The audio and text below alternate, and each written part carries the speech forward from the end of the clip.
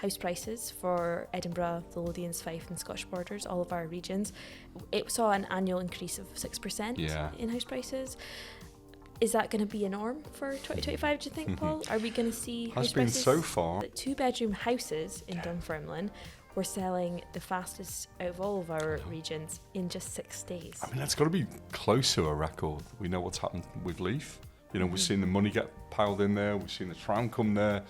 And we talk about on most shows, look what that's done to prices and demand. And now we're thinking, okay, well, where's next?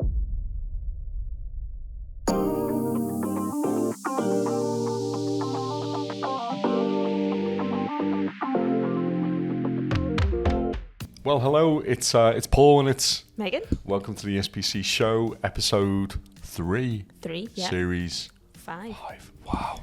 Yeah. Amazing. And we're back, and we're back with another solo episode. We are, you and I, and you are asking all the questions. I am, yeah. Maybe the day might come when we're switcheroo. I don't know about that, but I'm much more comfortable asking the questions, Paul, and you're much better asking the answers than I am. We will see. You're only as good as your next show, Megan. Let's see how we go. So, as we mentioned, the last time we did this, we're basically going to be doing a bit of a rundown on what the local market's doing in the local property market, how it's shifting, and things like that. So, I guess there's a few different kind of topics that we want to focus on today.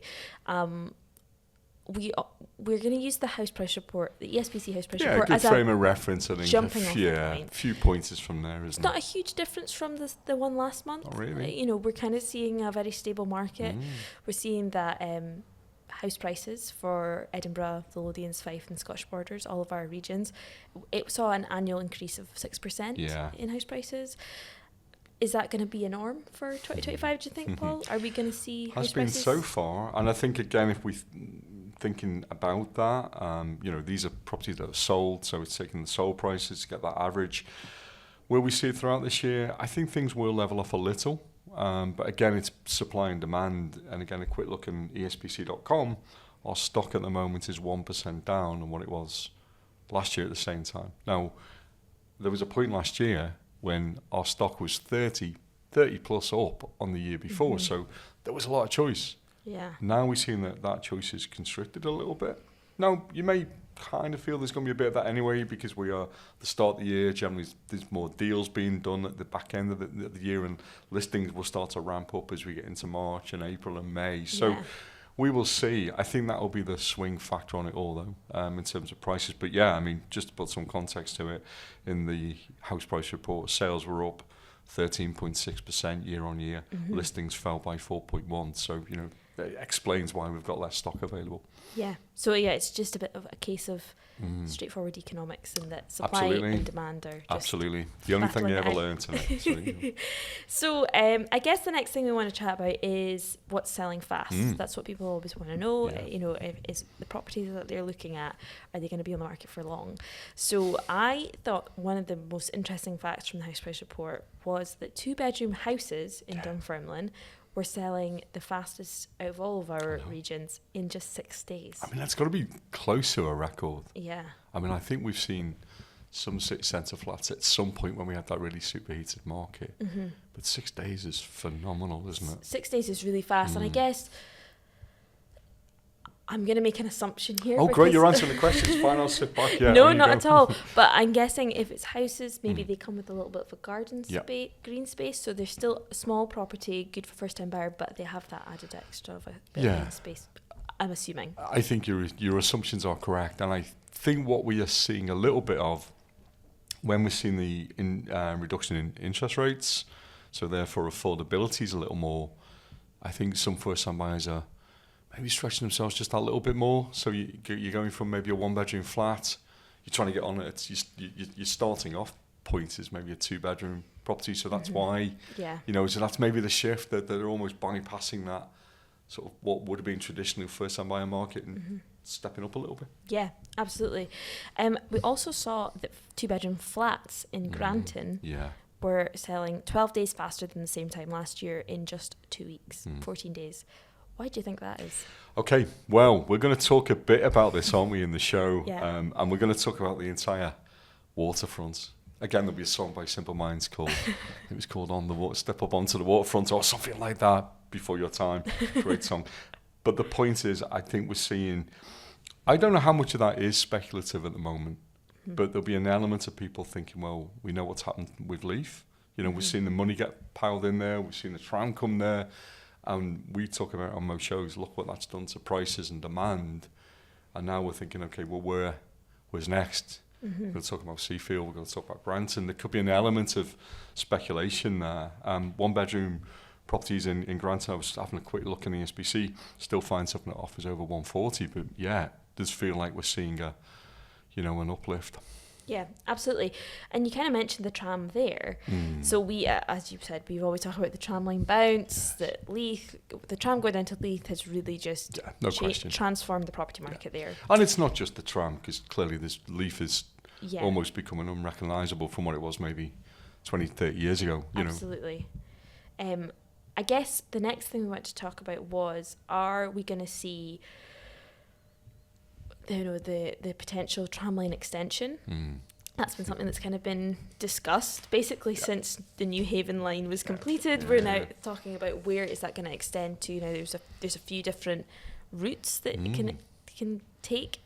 I was having a deep dive into this for you, and you're looking at the map and where it might go and the corridors and the choices. But there's a few things which are looking pretty, I'm not saying certain, but because it's subject to consultation, isn't it? But it appears that we're firming up on a couple of things. Yeah, so what route do you think, I mean, this is all opinion, do you think we'd go next, and therefore what areas are maybe the ones to watch?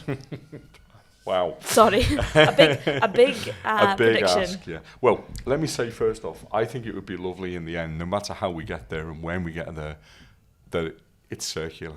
So if you start at the airport, you can finish back at the airport. I think that would be brilliant. How we get there, I'm not a town planner, but I think I think we're looking at the Granton North and then the Bio Quarter and then Royal Infirmary. That feels like that's maybe where it's shaping up. Yeah, and that Bio Quarter would kind of go through Ewington, Craigmillar, already quite popular areas. But yeah, we could potentially see that. I get something else that when we were prepping for this episode, I hadn't actually seen this, but we just saw it the other day. There's some engineering students that are campaigning for the reopening of the South Suburban Railway and almost asking for that to be repurposed for the tram. So I don't know if that could also be maybe an option for bringing the tram line bounce, as we call it, to different areas of the city. I mean, what were they talking about? I think the Granton North option, 2 billion. So this is big money, isn't it? I think for the Seafield development side, I mean, which is kind of associated with it. Shall we talk a bit about that as well? Yeah, let's talk about that next, again, you kind of think these things are almost sort of colliding at the same time, only creating a perfect storm here, potentially. And we know that could have a big impact because there's going to be a lot of new property. Yeah, well, I guess I'm, again, making a lot of assumptions here, that the Seafield regeneration plan that's being kind of talked about a lot just now is kind of a response to the housing crisis. It's the plan to, in case you're not familiar with it, we can pop a link to the plan below that's with Edinburgh Council at the moment. The drawings look fantastic. Yeah, it looks amazing. It really does, doesn't it? Yeah, and it's basically transforming the whole waterfront at Seafield, which is the part between Portobello and Leith. Yeah, it kind of feels, you go there and you think, if only this was, and I think it's going to realise that, and again, real strong green focus as well, renewables, energy efficiency, district heating, yeah. And a 35% affordable housing target. Do you think that will make a difference to the housing crisis? It's a step. I think, was it 2,700 homes I think we're talking about? Anything that makes homes affordable is a good thing, and it's where we started the show, isn't it, with supply and demand. If we can increase the supply of property, it's got to be good. Yeah. I think potentially as well, going back to Granton now, we're talking there another 3,500. So put them together, we've got 6,200 new homes just potentially on the waterfront. I think that was the name of the song. that does start to feel like you're making a bit of a difference. I think what's important for me would be, isn't it great if you live in an area and you can stay in that area? Yeah. You know, that's sort of something that I could do when I first got on the ladder. Yeah. It feels like I'm not saying it's your right, but if your family and friends are local, it's nice if you can stay in the locale, isn't it? Yeah, and I think my biggest concern about looking at the Seafield plans in particular, it's obviously quite close to where I stay. Is that your biggest concern? No, that's not my biggest concern. 2,700 homes, 35% of those are affordable. What about the other 65%? Are they going to be, you know, are What's they going to be... mix? Yeah. You know, how we would describe high-end townhouses, you know, are they going to be sitting at the similar prices that you're seeing in Portobello and Leith for houses, which are, you know, £600,000-700,000? That's a lot of money. And you're right, people who are maybe buying the £200,000 flats can't afford to stay in the area and upgrade. Squeezed. Yeah, and it's a difficult one, isn't it? Because there's competing interest. You know, developers are there to make money. Let's be honest about it. And their responsibility, whilst they have certainly ESG responsibilities, they also have responsibilities to the shareholders to make sure they return a profit. So you've got this almost competing interest, really. It's back, we've had this before, we've spoken about bungalows and why don't we build more bungalows, and I think that whole question of, you know, valuable land given over to a bungalow versus you could build a townhouse or a detached and almost sweat the asset, get more for it. So there is that competing interest, isn't it? It's encouraging that we're talking about a mix of 35%, because I've seen that lower. So at least it's something. Yeah. And it's still yet to be decided what we build with the rest. But you can't help but think maybe there'll be a few. I'm loath to use the word condos. It's very American, very Florida. Yeah. But those drawings do look like it is Florida. Yeah, absolutely. And I think it's nice to, I mean, this is obviously, we're just doing some speculating on this. Of course. It'll be interesting to see what the final plans are, what ends up actually happening with the area, but it is positive to see that there's going to be regeneration in some of these areas. I think that's going to be a good thing overall. You know, it's good for the city, isn't it, really? And generally, if you look at most other cities, I think because Edinburgh's because the centre's so beautiful and everything about it, you go to maybe other cities where there's a waterfront, it generally is the jewel in the crown, whereas we have so many jewels. Yeah, I know. I think there's an element of that, really. Yeah, absolutely. I guess if you're listening to the episode just now or watching and thinking, oh, I've got a question about the Seafield regeneration or anything that we've just talked about, please leave a comment below. We would love to hear from you. Absolutely. We'd love to chat about some of that. And speaking of comments, actually. Oh, yeah. Thank you. That was just almost seamless Brilliant segue. Yeah, absolutely. We had a comment on our last solo episode, Paul. The comment was, I have a one-bed flat in the city centre of Edinburgh, and it was last year's increase that made me think time to buy. They wanted to put, and I would say I'm assuming that's their landlord, wanted to put their rent up 16%, and so this person was pushed back to get the 12% before going down the route of the rent officer. This year, they assume that that the landlord will increase their rent to at least £1,100. They're at £860 a month right now, which probably sounds like a bit of a bargain at the moment, but it wasn't that long ago that they were paying £650. So it's almost doubled in 4 years. This person can afford it, but they said it's not a great one-bedroom flat, and it's had very little work done on it during that time. They've been fortunate enough to live within their means and put some savings away, but they'll have over their 5% deposit, but they're unlikely to have the 10%, and especially with things like paying 2% over home report valuation and LBTT and solicitors fees, they've got enough so that a £200,000 mortgage would still be less than their current rent. They then go on to say that they've been on the path to save for at least a year. They think investors looking for buy-to-let properties from the rest of the UK are going to be put off investing in Edinburgh because of the I imagine the additional additional dwelling supplement, as it's not the bargain it says it was, but if it is the source of your income, it won't put anyone off, is what this commenter is saying. What else are landlords going to do? They don't think ADS will also put parents off buying for their children to stay in the property while they're a student at the university, as they'll still expect to make much more than what they paid in ADS 5 years later. So it's a lot of commentary about the current market, and I think it's really important for us to hear people who are actually experiencing this. Yeah. I mean, going from a £650 a month rent to £1,100 is massive in 4 years. In 4 years, when you think of wage inflation, even if wage inflation was running at 4 or 5%, it's not keeping up. No. No question that's not keeping up. No, absolutely not. So, Paul, what do you think about that kind of discussion around, and obviously we do actually have our lettings episode next week with Nikki, so we'll touch on some landlord pieces, but from the view as the market, do you think additional dwelling supplement is putting landlords off, especially these landlords that the commenter mentioned of parents buying for children? Yeah.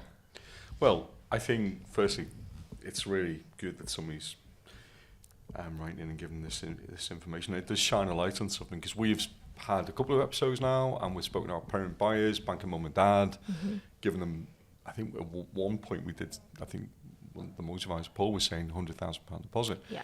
This probably shines a light on a slightly different case study where there's not £100,000 coming from somewhere else, and frankly that, you know, that's probably more, these are more common, I think, real life cases. I think we've got a couple of things here, haven't we? I do believe ADS is going to still put off landlords. 8% is a lot, and they're going to think twice. And again, if you're a landlord, you're probably thinking, okay, well, the lower value property I can buy, the less I'm paying on tax. So you are directly competing with first-time buyers. Who wins those battles? It just depends on the individual property, I would imagine. But yeah, I think that remains a challenge. We need more landlords. So my view would be that we should be thinking differently in a housing emergency about what we can do around landlords, and could we give them a break of a year or two where there's no ADS and it just gets more landlords, because if you get more landlords, it's gonna dampen the rent increases, in my view. Yeah. You know, that's a fact. Yeah. You know, if we got more landlords, there's more choice for tenants. They can kind of pick and choose, whereas at the moment, at that level, that sort of £1,000 sweet spot, you're just very grateful to get somewhere. And if you got somewhere, you're probably going to stay there, and you probably are going to accept the rent increase. So, you know, I think it's different the higher up the rental market you go, but at that bottom end, it almost feels like we need some more creative thinking from government to try and address that. Yeah. Would be my take on it. I think in terms of getting on the property ladder, you know, again, at the moment there isn't a shared equity scheme, so there's no stepping stone, there's no ladder to help first-time buyers. Yep. So it really is, if you haven't got the bank and mum and dad, it really is about how can you scrape together that deposit. It's saying that, as we've discussed before, we will see the likes of Barclays doing a 100% mortgage scheme if you're in, if you are a tenant and you can evidence you've always paid. So there are options out there, and every credit to the lending market. I think they're trying to get more creative, because I think they recognise that this is a real life issue. Absolutely. So hopefully that touches on the comment. I know it was a very long comment, and we are really well observed. Yeah, really grateful for it. So please do write with your comments and your experiences in the current market, and we'll try our best to fix it. It's in hard. Any way it's important these things are spoken about, though, because as I say, not everyone's got wealthy parents that can just give them that sort of handout. I mean, I got a plate and a fork when I was buying off my mum and dad when I bought my first property. Saying. And I think it's really important, because we've had a lot of response around. We posted a clip from our mortgages episode about the £100,000 deposit, and there's a lot of people who were saying, I don't have that. I don't have access to that. Will I ever get on the property market? I'm a single person, self-employed. Will I ever get on the property market? And obviously we're not financial advisors, so we can't advise on that. But it is incredibly difficult, especially if you're a solo buyer. Yeah, but don't write yourself off, I think, was the advice we got from mortgage guys. Just because you think you couldn't, you just may be surprised. And I do think, and I've said it all along, we will see more interest rate cuts this year. That just might make things just a little bit more affordable, and we've got wage inflation still. So, perhaps, there's hope for people that maybe hadn't thought it was possible before. Yeah, absolutely. So I think there was one thing that we wanted to touch on that we haven't actually touched on already. Let's go back to the regeneration idea of Seafield, Granton, those areas. What what's mentioned in the plan is that there's going to be a lot of new amenities, schools, GP surgeries. Brilliant. What amenities would you like to see, Paul, in those areas? Well, we'd all like to see more doctors, wouldn't we? But I actually think it is important, isn't it? You know, I think the days of building a development somewhere middle of nowhere, where there's no schools, there's no surgeries, there's no doctors, there's no local shops. You know, I don't think that's good. It's not good for the environment because people are then driving somewhere. So, you know, it's encouraging that hopefully all these things are walkable and within, you know... 20 minutes? 20-minute neighbourhood? Yeah, I mean, we've spoken about it before, and, you know, there's been lots of debate about, it's designed to keep you in those things. But, you know, there is possibly a more positive side to this where it is, you know, it's good for the environment. You maybe hopping on and off the tram, or you're putting the money in the local money cycle. You know, I'm a great believer if there's one or two things around, and then people decide to open up a coffee shop or a small bakery or wherever the thing is, and that just puts money back into the hands of local people who live in the area, who've got a small business in the area. Yeah. I don't see a downside to that. I think that's nothing but a good thing, really. And they'll be paying taxes, whereas let's not get into the big debate about some of our larger corporates, but you know, that feels like that's the model that we should be looking really closely at. Absolutely, and even at a very simple sociological level, it brings back community. Absolutely. Something that we don't tend to have now. I think the lockdowns and things back 5 years ago did kind of encourage people to speak to their neighbours again. I'm very lucky that I have a really great relationship with everyone in my flat block. But not everybody has that, and I think encouraging these kind of neighbourhoods that are focused around this kind of 20-minute neighbourhood feel. It just feels like it's sense of place, isn't it? Yeah. Funny, I remember many years ago to go and see a doctor, and he gave me this list of these 7 or 8 things. Said if you do these, you'll have a long life. Oh, you heard it here first. Yeah, but one of the things he did speak about was that he was sort of saying we need to think about how we build cities and towns of the future. Mm-hmm. And we always need to go back to the way the principles, the way things were built in the past, where you'd have the village fete and there'd be a long table and you'd all eat together and do things. And he was saying you need to think about when you build these, where there are those community spaces and you bring people together.